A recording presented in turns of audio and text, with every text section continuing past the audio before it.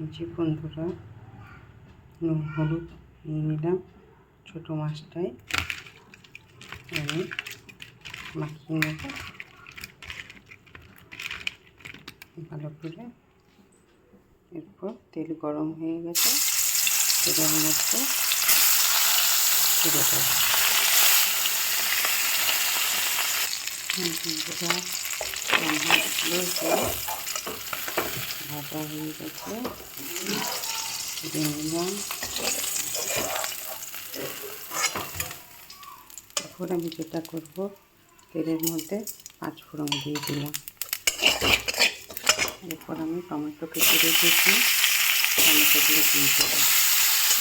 এখানে সরষে হলুদ নুন এটা গুলে রাখতে জল।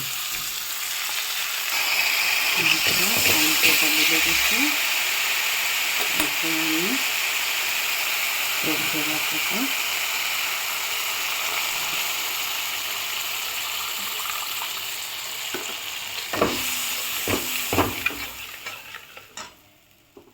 দিয়ে দেবো, 2টো কাঁচা লঙ্কা আর মাছগুলো।